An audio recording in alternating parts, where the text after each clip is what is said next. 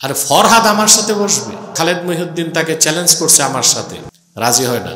আরে ফরহাদ আমার সাথে বসবে, ও যদি 1000 বছর বয়স পায় আর ওর বাপ দাদা খ্রিস্টান পুরোহিতদের যত বই আছে পড়াশোনা করে আসে, তারপরে তো সে আধা ঘন্টা আমার সামনে টিকে না।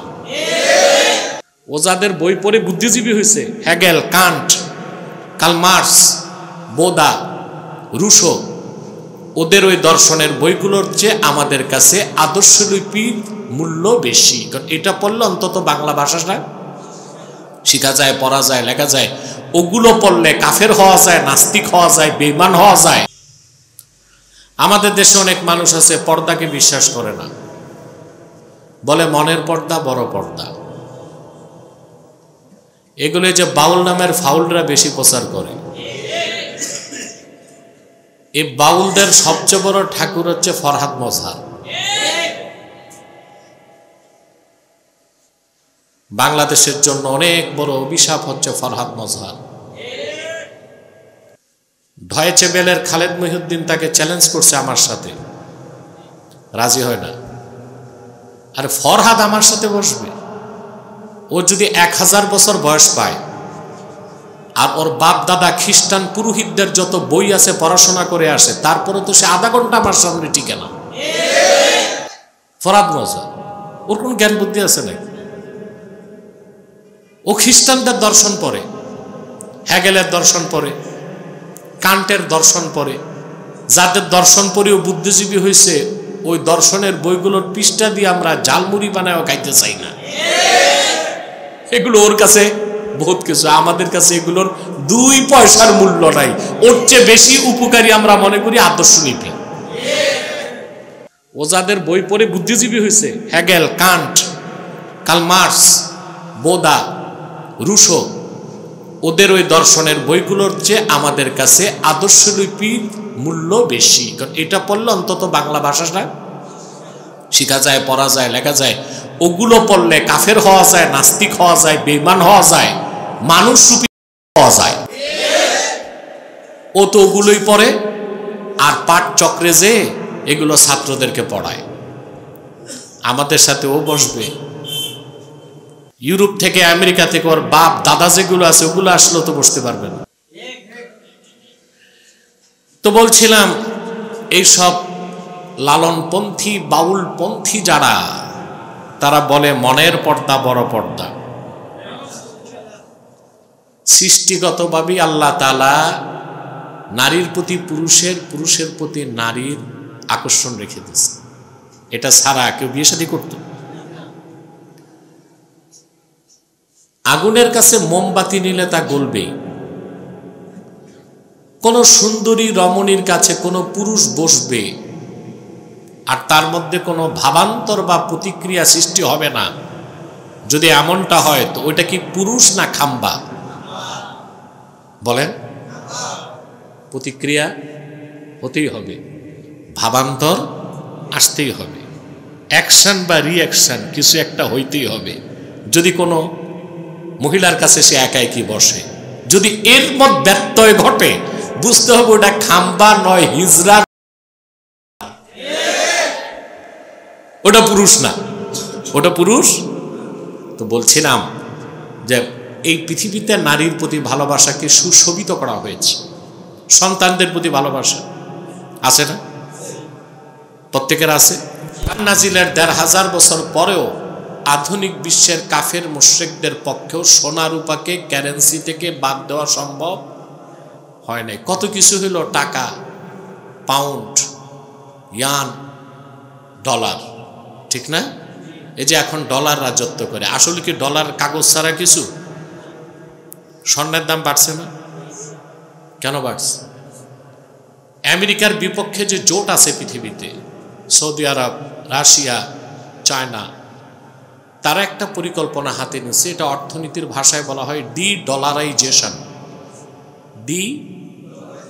ডলারাইজেশন অর্থাৎ ডলারকে নিষ্ক্রিয় করা।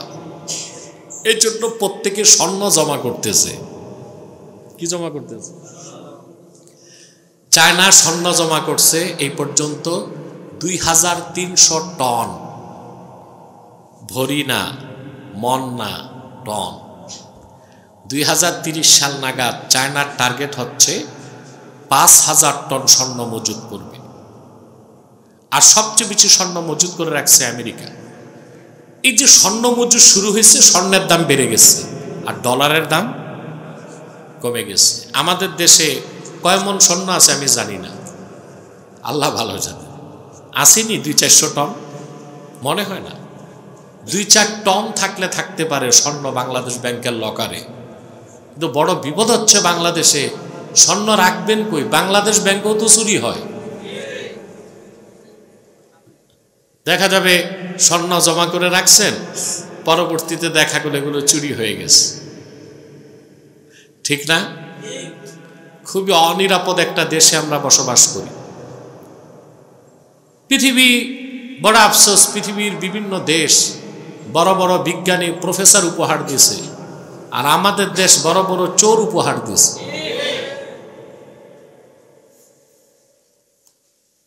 চায়না মোস্ট সিকিউরড তালা তৈরি করতেছে, ঠিক না? সিকিউরিটি সম্পন্ন। আমাদের দেশের চোরের কাছে তা 2 মিনিট। ওরা এত গবেষণা করে তালা বানায়, আর বাংলাদেশের চোরের কাছে 2 মিনিট। ওরা আবিষ্কারে মনোযোগী, উন্নতি করতেছে, আর আমরা চুরি কিভাবে করা যায় তাতে ডেভেলপমেন্ট ঘটাইতেছি। এই অবস্থান আমাদের।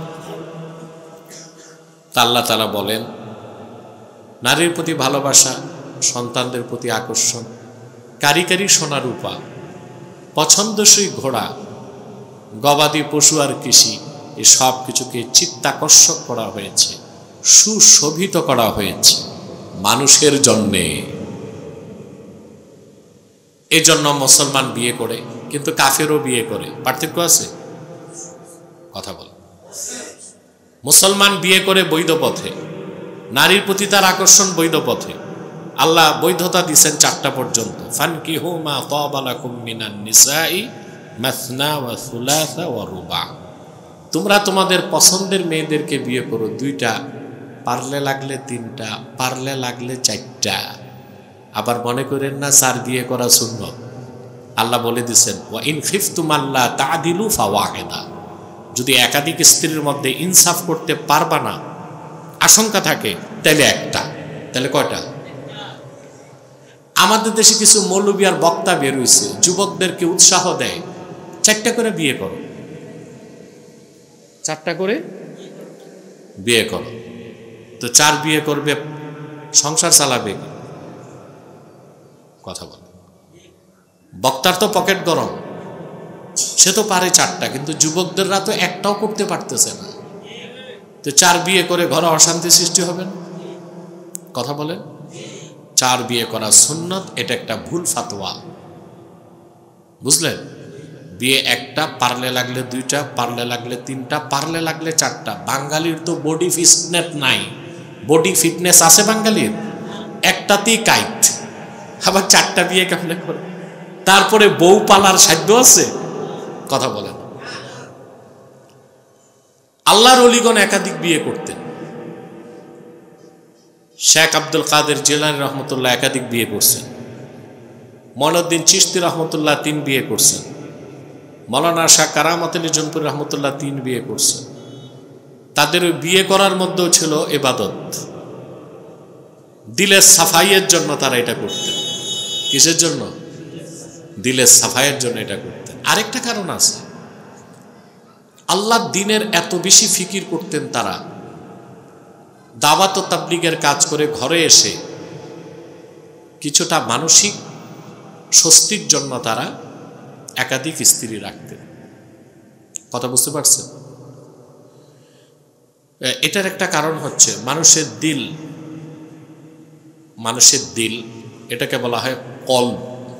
কি বলা হয়? কালব না, কালব মানে কুত্তা। কলব উচ্চারণ ঠিক করতে হবে। পীর সাহেব তালিম দিতেছে, কলব বলে না, বলে কালব। কালব ঠিক করেন, কালব ঠিক করেন। এটা হইল নাকি? উচ্চারণটা কি হবে? কলব। মানুষের কলব। এই হৃদয়টা এটা যখন ষষ্ঠামুখী থাকে, বুঝলেন, তখন মওজুদাতের সাথে এটার কোনো সম্পর্ক থাকে না। মওজুদাত মানে সৃষ্টি। আল্লাহ হচ্ছেন মুজিদ। আল্লাহ কি? মুজিদ, তিনি স্রষ্টা। তো মানুষের অন্তর যখন ষষ্ঠামুখী হয়ে যায় তখন আলা এক, এই পৃথিবীর সব কিছু থেকে তার সম্পর্ক ছিন্ন হয়ে যায়, ঠিক না? আল্লাহ তাআলা ওই মানুষটার পক্ষে পৃথিবীতে আর সংসার করা সম্ভব না। সংসার করা, তা আল্লাহ তাআলা মুমিনের জন্য আলা এক, অর্থাৎ বস্তু জগতের কিছু জিনিসকে তার জন্য হালাল করে দিচ্ছেন, বৈধ করে দিচ্ছেন, যেন সে স্রষ্টার ইবাদতের পাশাপাশি সৃষ্টির সাথে সম্পর্ক রাখতে পারে। আর এই কারণে আল্লাহর ওলিগণ একাধিক বিয়ে করতেন। আর দ্বিতীয় কারণ হচ্ছে তারা দ্বীনের ফিকির করে যখন ক্লান্ত হয়ে যেতেন তখন মানসিক স্বস্তির জন্য একাধিক স্ত্রী তারা রাখতেন। তো তাদের একাধিক বিয়ে, আমাদের একাধিক বিয়ে, আর কাফের মুশরিকদের একাধিক বিয়ে একই উদ্দেশ্য? কথা বলেন। আল্লাহ তাআলা এই পৃথিবীতে এই বস্তুগুলোর কথা যেগুলো বললেন, নারীর প্রতি ভালোবাসা, সন্তানদের প্রতি আকর্ষণ, কারি কারি সোনা রূপা, নির্বাচিত ঘোড়া, গবাদি পশু এবং কৃষি, এই সব কিছুকে সুশোভিত করেছেন। তারপর বলছেন দালিকা মাতাউল হায়াতিদ দুনিয়া, এই সব হচ্ছে দুনিয়ার তুচ্ছ নগণ্য সম্পদ ছাড়া আর কিছু না। ঠিক এর পরের আয়াতে আল্লাহ তাআলা বলেন কুল আউনাব্বিউকুম বিখাইরিম মিন যালিকুম লিল্লাযীনা ইত্তাকাউ ইনদা রাব্বিহিম জান্নাতুন তাজরি মিন তাহতিহাল আনহার জান্নাতুন তাজরি মিন তাহতিহাল আনহার খালিদিনা ফিহা ওয়া আজওয়াজুম মুতাহহারাতুন ওয়া রিদওয়ানুম মিনাল্লাহ ওয়াল্লাহু বাসীরুম বিল ইবাদ। ঠিক এর পরের আয়াতে আল্লাহ তাআলা বলেন, প্রিয় হাবিব মুহাম্মদ সাল্লাল্লাহু আলাইহি ওয়াসাল্লাম, আপনি উম্মতকে বলুন, হাল উনাব্বিউকুম বিখাইরিম মিন যালিকুম, যে সম্পদগুলোর কথা উল্লেখ করা হয়েছে, সম্পদগুলো মনে আছে না? কথা বলেন। নারীর প্রতি টান, সন্তানদের ভালোবাসা, কারি কারি সোনা রূপা, পছন্দসই ঘোড়া, গবাদি পশু, কৃষি, এর মধ্যে কিন্তু সব সম্পদ চলে আসছে, সব সম্পদ চলে আসছে। এর বাইরে মানুষের কিছু চাওয়া পাওয়া নাই। কথা বুঝতে পারছেন? হে রাসূল, আপনি বলুন এ সব কিছুর চেয়ে উত্তম বিষয় তোমাদের কি কি বলবো? লিল্লাযীনা ইত্তাকাউ, যারা আল্লাহকে ভয় করেছে তাদের জন্য আল্লাহর কাছে আছে ইনদা রাব্বিহিম জান্নাত, তাদের জন্য, তাদের মুত্তাকিদের জন্য, আল্লাহকে যারা ভয় পায় তাদের জন্য, সবার জন্য না, তাদের জন্য তাদের রবের কাছে আছে কি? অসংখ্য জান্নাত। তাজরি মিন তাহতিহাল আনহার, যে জান্নাত সমূহের নিচ দিয়ে স্বচ্ছ পানির নহর প্রবাহিত। খালিদিনা ফিহা, যেখানে তারা অনন্তকাল থাকবে। ওয়া আজওয়াজুম মুতাহহারা, আর সেখানে তাদের জন্য রয়েছে অসংখ্য পবিত্র স্ত্রী। সুবহানাল্লাহ বলবেন। আল্লাহ বলেছেন আজওয়াজুম মুতাহহারা, বেহেশতের স্ত্রীগণ হবে পবিত্র, তাদের গোসলের দরকার হবে না। সুবহানাল্লাহ। বেহেশতীদেরকে আল্লাহ তাআলা যে স্ত্রী দিবেন তার তো তুলনাও নাই। আছে? আছে? আপনার দুনিয়ার স্ত্রী যত সুন্দরী হোক, মিস ওয়ার্ল্ড, বয়স বাড়লে তার চামড়া কুঁচকে যাবে। তারপরে বয়স বাড়লে চামড়া কুঁচকে যাবে, সৌন্দর্যে ভাটা পড়বে, ঠিক না? এক সময় আপনার আকর্ষণ চলে যাবে। আর বেহেশতে আল্লাহ যে স্ত্রী দিবেন, হাদিস সাক্ষ্য দেয়, মুমিন একবার তাকায় সৌন্দর্য উপভোগ করবে, দৃষ্টি ফিরে আবার তাকাবে, সৌন্দর্য বেড়ে যাবে। আবার চোখ ফিরাবে, আবার তাকাবে, সৌন্দর্য বেড়ে যাবে। অনন্তকাল তাদের প্রতি আকর্ষণ এক জাররা পরিমাণ কমবে না। তারপর আল্লাহকে যারা ভয় পাবে তাদের জন্য সবচেয়ে বড় পুরস্কার ওয়া রিদওয়ানুম মিনাল্লাহ। আহা, এটাই তো চাই, তাদের রবের পক্ষ থেকে তাদের জন্য সন্তুষ্টি। বুখারী শরীফের হাদিস, বেহেশতীরা বেহেশতে চলে যাবার পরে, জাহান্নামীরা জাহান্নামে যাওয়ার পরে আল্লাহ তাআলা আপন বেহেশতি বান্দাদের সামনে উপস্থিত হবেন, বলবেন, বান্দারা তোমরা কি আমার উপর রাজি, সন্তুষ্ট আছো? তারা বলবেন, আল্লাহ তুমি এত নেয়ামত দিয়েছ, এত মর্যাদা দিয়েছ, সৃষ্টি জগতে কাউকে, কোনো সৃষ্টিকে এত সম্মান করো নাই, তোমার হাবিবের উম্মত হওয়ার কারণে আমাদেরকে যে সম্মান করছো, আমরা রাজি আছি। আল্লাহ বলবেন, সবচেয়ে বড় খুশির খবর তো জানাই নাই, এখন বলছি শোনো, আমি আল্লাহ তোমাদের উপর রাজি হয়ে গেলাম, আর কোনোদিন নারাজ হব না। এটা হচ্ছে রিদওয়ানুম মিনাল্লাহ, আল্লাহর পক্ষ থেকে সন্তুষ্টি। বলেন সুবহানাল্লাহ। এই সব নাজ ও নেয়ামত তাদের জন্য যারা আল্লাহকে ভয় করবে, ঠিক না? এই জন্য আল্লাহ তাআলা বলেছেন, ইয়া আইয়ুহাল্লাযীনা আমানুত্তাকুল্লাহ হাক্কা তুকাতিহ, হে মুমিনগণ তোমরা আল্লাহকে যথার্থভাবে ভয় করো, যথাযথ ভয় করো, হক আদায় করো। আল্লাহকে যতটুক ভয় করা দরকার ততটুক ভয় করো।